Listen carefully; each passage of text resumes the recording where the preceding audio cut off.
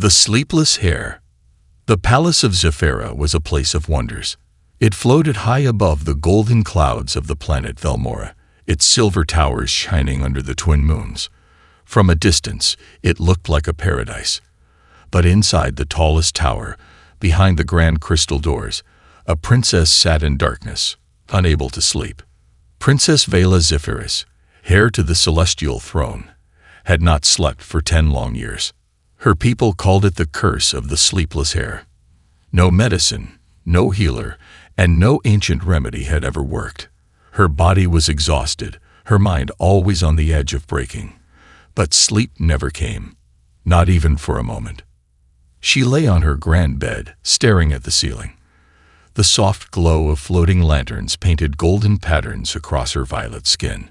Her silver hair, once full of life, now hung dull and weak. Her eyes burned, heavy with a weight she could never release. Vela closed her eyes. She focused, willed herself to drift into sleep. Nothing. She sat up with a sigh, rubbing her temples. Every night was the same. Every moment was torture. A soft knock came from the door. "Enter," she said, her voice tired. The doors slid open, and high-heeler Zoreth stepped inside. He was an elderly Zephyrian, his blue robes flowing behind him. His 4 glowing eyes studied her carefully. In his hands, he carried a small silver vial. "My princess," he said softly, bowing, "a new remedy has arrived from the outer colonies. The monks of Phyros claim it brings peace to restless minds." Vela's gaze remained cold. "They all say that." Zoreth did not argue. He simply walked forward and placed the vial on the bedside table. "I know you have lost faith," he said gently, "but you must keep trying." Vela reached for the vial and removed the cap.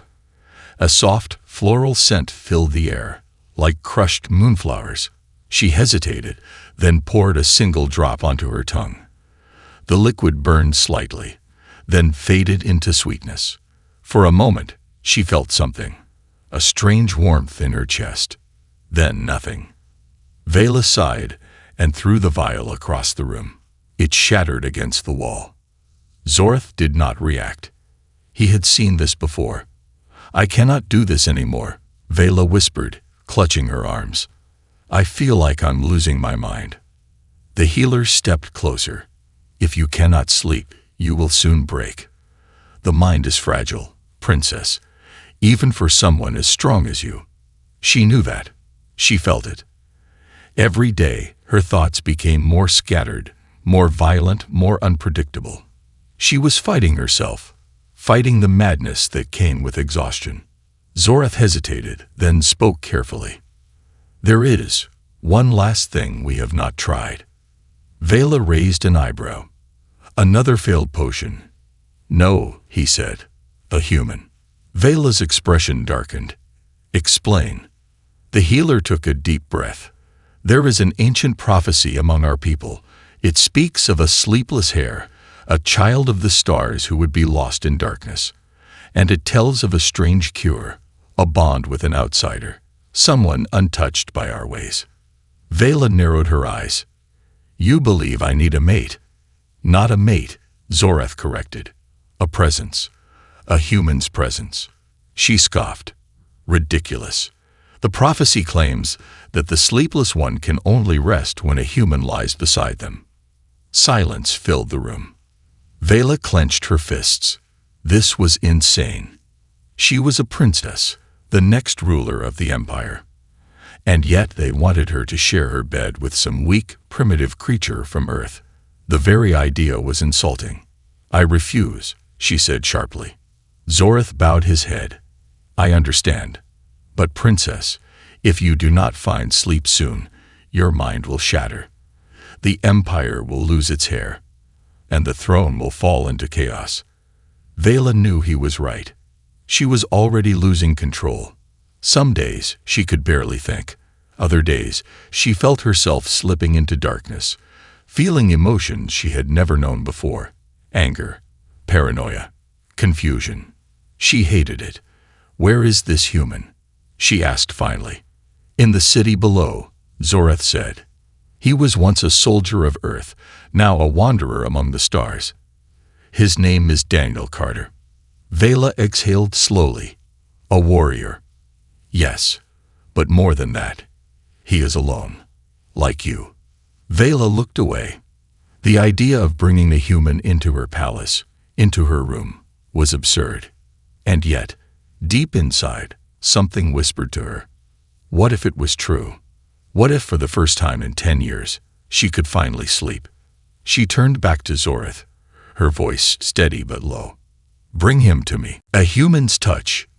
The city of Velmora Prime stretched across the horizon like a sea of shimmering lights.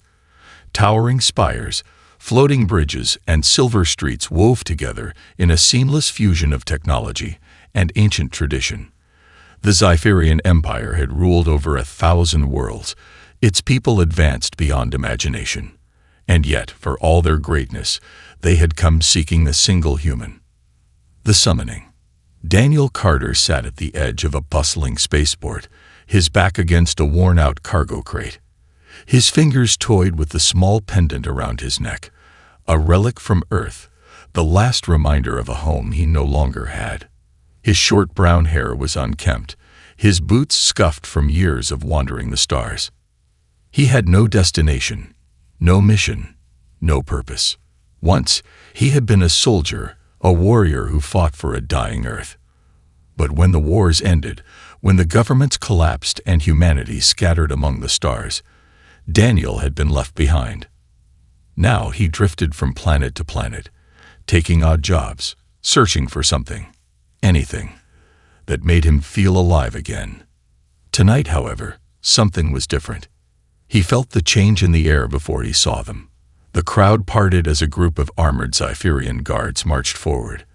Their leader, a tall figure with 4 glowing eyes, wore the robes of the royal court. Daniel sighed. Not this again. Daniel Carter, the elder Zypherian, spoke. His voice was deep, commanding. You are summoned by the celestial throne. Daniel smirked, stretching his arms lazily. I don't remember committing any crimes. The guards did not react. This is not a request, the elder said. Daniel glanced around. The entire street had gone silent. The people of Velmora Prime, alien merchants, traders, and travelers, were all watching, whispering in hushed tones. This wasn't normal. Something big was happening. Daniel stood up slowly, cracking his neck. All right, he said. Let's see what this is about. The first meeting. The royal palace was unlike anything Daniel had ever seen. He had visited many worlds, fought in many wars, but Zypherian architecture felt otherworldly. The halls pulsed with a faint golden glow, like the palace itself was alive. Strange floating crystals hummed softly, whispering in an ancient language he did not understand. But it was the silence that unsettled him most. Zypherians were a proud, powerful race, yet every servant, every guard, moved like ghosts, their eyes filled with quiet dread. Something was very wrong. Finally, the guards led him through a massive silver door. Inside, the room was dark, illuminated only by dim floating lanterns. And there, on an enormous bed made of woven starlight, sat Princess Vela. Daniel stopped in his tracks. She was beautiful, but not in a way that felt human. Her skin, a deep shade of violet, seemed to shimmer under the low light.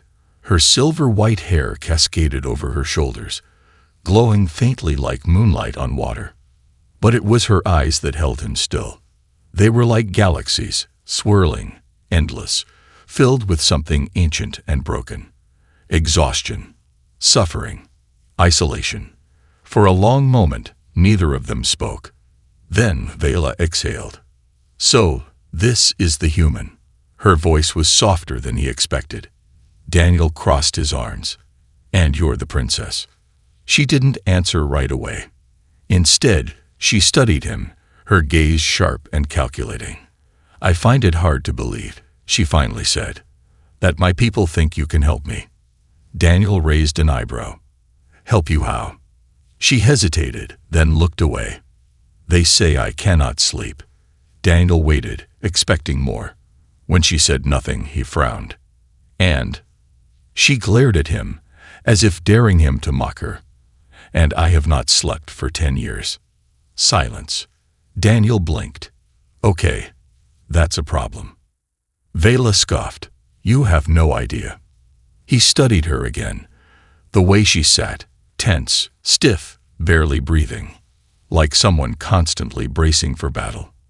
He knew that feeling.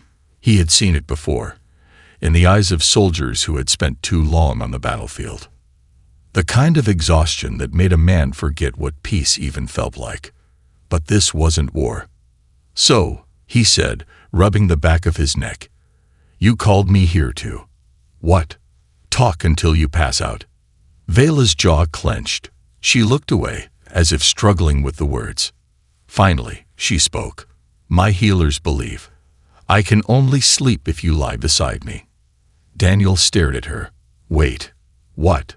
She folded her arms. I told them it was insulting. The idea that I, a princess of the Zephyrian Empire, should rely on a mere human to find peace. Daniel smirked. Well, when you say it like that, it does sound kinda dumb. Her glare could have frozen the sun. Daniel sighed, rubbing his temple. He had been dragged into some insane royal nonsense, but at the same time, he had nowhere else to be, and he had faced weirder situations in the past.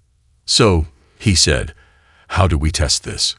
Vela's expression stiffened. You will sleep in my chambers. Tonight. A night of uncertainty. Later that night, Daniel lay on a second bed, a few feet away from hers. The room was deathly silent. He stared at the ceiling, listening to the faint hum of the palace. This was ridiculous. He didn't even know why he had agreed to this. Then he turned his head slightly, glancing at Vela. She was awake, staring into the dark. Tense. Silent. Afraid. She hadn't moved for hours. Daniel sighed. Hey, princess. She flinched slightly but said nothing. You okay? He asked. Still, silence. He closed his eyes, muttering, Fine. Be miserable, then. A few minutes passed. Then, in a voice so quiet he almost missed it, she whispered, I don't know how to let go. Daniel turned his head toward her. In the dim light, she looked smaller. Not a princess, not a ruler, just a lost soul who had forgotten what rest felt like. For the first time since arriving, he felt something real. A strange understanding. Try, he said softly. Just this once. The air grew still. Then, slowly, Vela closed her eyes. And for the first time in 10 years, her body began to relax. The impossible connection. The night air inside the palace was heavy with silence. Not the peaceful kind, but the kind that carried a weight. The presence of something fragile, something on the edge of breaking. Daniel Carter lay on the second bed, staring at the ceiling. He had slept in a lot of strange places before. Abandoned warships, dusty desert bunkers, cold steel floors of cargo freighters. But this was the first time he had ever been asked to sleep in a princess's royal chamber just to see if she could rest. This was beyond ridiculous. Yet something happened that night that no one could have predicted. A moment of stillness. For the first hour, nothing changed. The princess remained as she always had, motionless, silent, staring into the abyss of her own thoughts. Then something shifted. A deep sigh, soft, almost imperceptible. Daniel turned his head slightly. Vela had moved. She was still lying there, but her body was looser, her breathing slower. It wasn't sleep. Not yet, but the sharp tension in her frame had faded, like a warrior lowering her shield for the first time in years. Daniel didn't speak. He knew better than to break the moment. Instead, he listened. The quiet rise and fall of her breath. The way the air around them felt less heavy. Then suddenly, her voice, soft and hesitant. It's strange. Daniel blinked, turning toward her. What is? She didn't look at him, but there was something raw in her expression. This feeling. I don't know what it is. Daniel frowned. You mean, Relaxation. Vela let out a breath that almost sounded like a laugh. Perhaps. Another silence stretched between them. Then she whispered, "I don't want it to end." Daniel didn't know how to respond to that. A princess, and heir to an intergalactic throne, a woman burdened by power and duty, and she was terrified of losing this single moment of stillness. For some reason, that unsettled him more than he wanted to admit. The morning revelation. Daniel had no idea when he actually fell asleep, but when he woke up, the golden light of the Velmoran sunrise was creeping through the massive crystal windows. He sat up, stretching his sore muscles, only to freeze when he saw the royal healers standing at the doorway, staring at him like he had just performed a miracle. The room was deathly silent, except for the soft, rhythmic breathing coming from Vela's bed. She was asleep. Truly, deeply, peacefully asleep. Daniel barely had time to process what he was seeing before Zoreth, the high healer, stepped forward, his 4 glowing eyes filled with astonishment. "This is impossible," he whispered, voice trembling. Daniel rubbed his eyes, still groggy. "What are you talking about?" "You," Zoreth said, "are the first person in 10 years to witness the princess in a natural state of sleep." Daniel turned toward Vela. Her face was relaxed, her body no longer holding the unbearable stiffness of constant tension. She looked human. And then, the moment shattered. The doors burst open. A group of noble council members stormed in, their expressions a mix of fury and disbelief. "What is the meaning of this?" one of them barked. Daniel groaned. Of course, he had been around royalty enough to know how this worked. Anything even slightly unusual had to go through 100 layers of politics before it was allowed to exist. The nobles glared at him as if he had committed a crime. "This human," one of them seethed, pointing at Daniel, "must be removed from the palace at once. This cannot be allowed." Zoreth, to Daniel's surprise, did not step back. Instead, the old healer raised his hand, silencing the nobles. "I will not allow ignorance to dictate our next move," he said firmly. "You have all seen the records. We tried everything, every method, every cure, every science we possess, and nothing worked." The nobles hesitated. Zoreth gestured toward Vela. "Look at her. She sleeps." Daniel felt an uncomfortable amount of attention shift onto him. He sighed. "I don't know what you guys are so worked up about. I just lay down, and she fell asleep. That's it." Zoreth turned to him, a calculating expression on his face. "It is more than that. The bond between you and the princess is unprecedented." Daniel frowned. "Bond?" Zoreth nodded. "Something in your presence allows her mind to settle. Something we do not fully understand." A noble scoffed. "You expect us to believe that this barbarian from Earth possesses some mystical ability that not even our greatest scientists could explain." Zoreth's eyes glowed as he held the noble's gaze without fear. "I expect you to believe the truth." The noble sneered. "Then what do you suggest, healer?" "That we allow this human to remain by the princess's side indefinitely." Silence fell over the room. Daniel swallowed. He did not like where this was going. The choice. A soft sound broke the tension. Vela stirred, her eyes fluttering open. For a moment, she looked confused, like someone waking up from a dream they never thought they'd have. Then her gaze settled on Daniel, and she stared. Everyone held their breath. Vela sat up slowly. Her voice was quiet but steady. "I slept." Zoreth smiled softly. "Yes, princess, you did." She turned toward Daniel again, studying him. "It wasn't a dream." Daniel shifted uncomfortably. No." A long pause. Then, Vela did something that no one in the room expected. She turned toward the noble council, her violet eyes sharp and unwavering. "I want him to stay." Gasps echoed through the chamber. The nobles looked at each other in disbelief. "Princess, this is..." She cut them off. "I do not care about your opinions." Daniel sat up straighter, now very aware of the storm he had just walked into. Zorith bowed his head slightly. Then it shall be done. The nobles were outraged, but they could do nothing.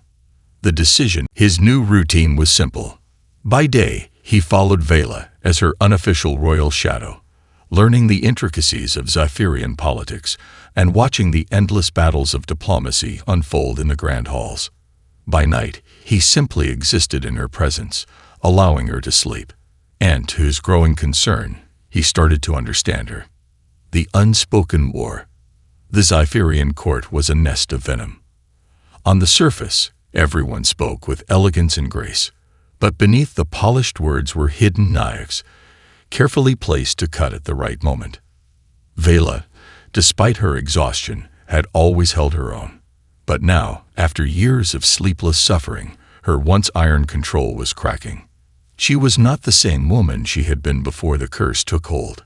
During a high council meeting, Daniel sat at the edge of the chamber, watching as the noble lords debated the expansion of the Empire's fleets. Vela, seated on her high throne, listened in silence.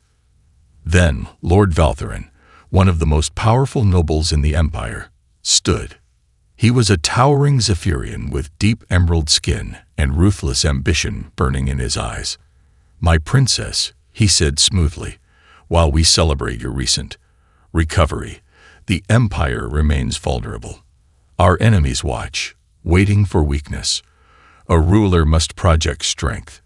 And yet, instead of fortifying our position, we have spent our resources on unnecessary distractions." Daniel didn't miss. He could have left, should have left. But something about her, something about the way she carried her burdens alone, the way she had suffered for so long in silence. He couldn't walk away from that. "Guess I'm just curious," he muttered. Vela tilted her head slightly. "Curious about what?" Daniel gave her a crooked smile. "If you'll ever start to trust me." She blinked. Then, for the first time since they met, she truly smiled. A small, rare thing, but real. And as Daniel settled into bed that night, he realized something that terrified him more than any battle ever had. He was beginning to care. Betrayal and truths. The palace of Zephyra had always been a fortress, unbreakable, untouchable. But as the days passed, Daniel Carter began to feel the cracks beneath its surface. Vela was sleeping, but the Empire was not at peace. The whispers had grown. The noble houses watched Daniel like a disease spreading through their perfect bloodline. The Zephyrian elite saw his presence as a threat. The human bonded to their princess. It was unacceptable. And soon, the hatred that simmered beneath the surface was about to explode. The growing rift. Daniel had begun to notice the small things first. Servants who once bowed in silent respect now kept their distance. Guards who once ignored him now followed his every step. The High Council had grown colder, and even the palace's grand halls felt heavier with tension. But Vela? She seemed unbothered. Or rather, she was too exhausted by years of fighting to care about yet another battlefield. "They won't do anything outright," she told Daniel one night, lying on the massive bed, staring at the ceiling. "Not yet." Daniel, sitting near the window, shook his head. "They're afraid," he said simply, "afraid of what this means." Vela turned to look at him. "And what do you think it means?" Daniel met her gaze. The weight of the truth sat heavy in his chest. "I think," he said, "that it means you're stronger than they ever expected." She blinked, clearly not expecting that answer. Then, for the first time, she looked away. And Daniel understood. She didn't believe it. She had spent so many years trapped in exhaustion, in suffering, in watching her empire slip from her grasp. She had forgotten what it felt like to be in control. Daniel hated that. And that was when he realized it. He cared. Not just about his own survival, not just about making it through another day. He cared about her. And that was dangerous. Because now he had something to lose. The attack in the dark. The attack came without warning. Daniel had spent the night watching the city below, the silver towers shimmering beneath the two moons. Vela had already drifted into sleep, her breath steady, her body finally at ease. Then, he felt it. A shift in the air. A shadow too fast, too silent. Daniel moved on instinct. Before he could think, before the blade could strike, he was already moving. The assassin emerged from the darkness, blade aimed straight for Vela's throat. Daniel lunged. A sharp clang echoed through the chamber as he intercepted the attack, his arm catching the blade mid-strike. The pain burned, but he didn't care. The assassin snarled, twisting the weapon, aiming for Daniel's ribs. Wrong move. Daniel twisted, using his momentum to slam the attacker into the ground. The assassin grunted but was fast, too fast. They rolled, their movements trained, calculated. Daniel recognized the style instantly. This wasn't just any assassin. This was a noble's hand-picked killer. Vela jolted awake, her eyes flashing. Daniel barely managed to block the next strike when Vela's voice cut through the chaos. Enough. The power in her tone was undeniable. The assassin hesitated. That was all Daniel needed. In a swift, brutal movement, he slammed his elbow into the attacker's throat, knocking them out cold. Silence. Then, the doors burst open as guards stormed in, weapons raised. Vela's gaze swept over them, fury burning in her violet eyes. "Take them," she ordered, her voice low. "Dangerous." The assassin was dragged away, but Daniel knew this wasn't over. This wasn't just a random attack. This was planned, deliberate. Someone wanted Vela dead, and they had nearly succeeded. The truth beneath the throne. In the hours that followed, Daniel didn't leave Vela's side. She had ordered the council to meet immediately. The attack had changed everything. And as Daniel stood beside her in the war chamber, listening to the whispers of conspiracy and betrayal, he realized they didn't just want her dead. They wanted her replaced. This was not the work of outsiders, Zoreth said gravely, his 4 glowing eyes troubled. This was orchestrated from within. The nobles remained silent. No one admitted anything. But Daniel saw it, the flicker of uncertainty, of shifting loyalties. Vela sat in perfect stillness. Her fingers tapped against the armrest of her throne, a steady rhythm. Then, finally, she spoke. "We need to know who did this," she said coldly. "And we need to end it." Daniel watched her carefully. She was angry, yes, but more than that, she was afraid. Not for herself, for her people. She knew this was bigger than just an assassination attempt. This was about the future of the empire itself. And Daniel, he was caught in the middle of a war he never wanted. But now, he wasn't leaving. A moment of trust. That night, back in her chambers, Vela sat near the window, staring into the night sky. Daniel, his injured arm wrapped in fresh bandages, leaned against the opposite wall. "You should sleep," he said. Vela didn't move. Then, after a long pause, "You saved my life," she said softly. Daniel shrugged. "Yeah, well, can't have my only friend in this damn palace getting murdered." A small smile ghosted across her lips, but it faded just as quickly. "They won't stop," she murmured. "They will try again." Daniel nodded. "Yeah, they will." Silence stretched between them. Then she stood. She hesitated, then walked toward him, stopping just a step away. Daniel frowned. "Vela." She didn't speak. Instead, she slowly reached out, placing a hand against his wounded arm. A whisper of warmth spread through him. Not a healing power, just a quiet, careful gesture. A moment of trust. He looked down at her, feeling something heavy settle in his chest.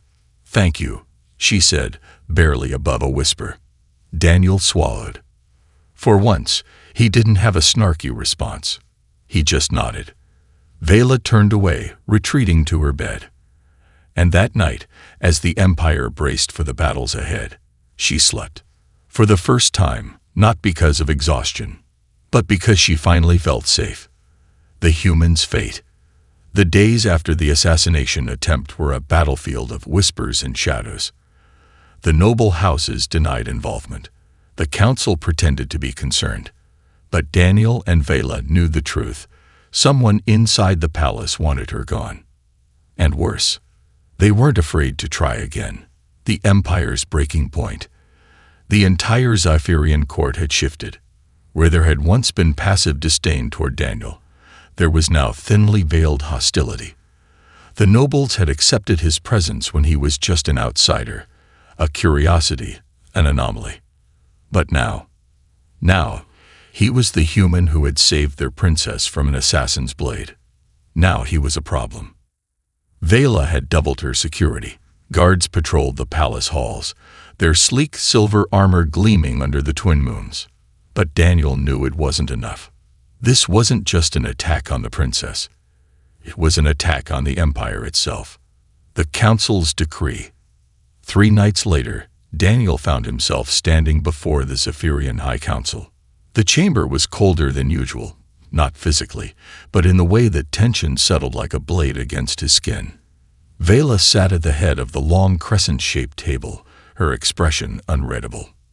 Across from her, Lord Valtherin stood, his emerald-green skin catching the dim glow of the chamber's crystal lights. "We cannot ignore what has happened," Valtherin said, voice smooth and dangerously controlled. "An assassin slipped past our guards, an assassin meant for the princess.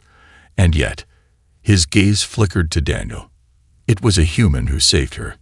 Daniel didn't like where this was going. Valtherin paced slowly, addressing the room. "Many of us have remained silent, watching this. Unusual arrangement," he continued. "A princess relying on an outsider. A ruler seeking comfort from a lesser species." Daniel clenched his jaw, but he didn't react. Valtherin turned toward Vela. "And now, an attack on the throne. The people demand justice. They demand security." Vela's voice was sharp as a blade. "Then we should be focusing on finding the ones responsible," she said, "not debating Daniel's presence in this room." Valtherin smirked. "Oh, but we are, Princess," he said. "You see, the people believe this assassin was not meant for you." Silence. Then, a murmur of confusion spread through the council. Vela's eyes narrowed. "Explain." Valtherin tilted his head. The assassin's methods were unrefined, sloppy. It was almost as if they expected to be caught. His eyes locked onto Daniel, as if they were a distraction for something else. Daniel felt it before he even heard the words. The trap was already set. Valtherin turned to the council. "There is another theory," he said, voice smooth as silk. "What if this attack was never meant to kill our princess at all?" His gaze burned into Daniel. "What if it was meant to place her trust in the wrong person?" Daniel laughed. A short, sharp sound. "Let me guess," he said. "You're trying to say I planned the attack." Valtherin spread his hands, as if the thought had only just occurred to him. "Well, we do not know for certain, but it is rather convenient, is it not? A human, suddenly at the princess's side, suddenly earning her trust." Vela's voice was deadly cold. "This is a waste of time." But Valtherin was not finished. "I propose a solution," he said. "For the safety of the Empire, we cannot allow this uncertainty to continue." His eyes gleamed. The human must be removed from the palace. The chamber exploded into debate. Daniel barely heard the voices around him. His eyes were locked on Vela, watching for her reaction. For the first time since they met, he saw fear in her expression. Not fear for herself. Fear for him. The banishment.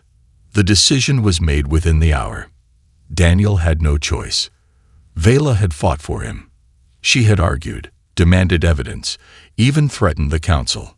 But in the end, it wasn't enough. The Empire always won. By nightfall, Daniel stood at the edge of the palace docks, watching as a transport ship waited for him. Vela was there, standing beside him.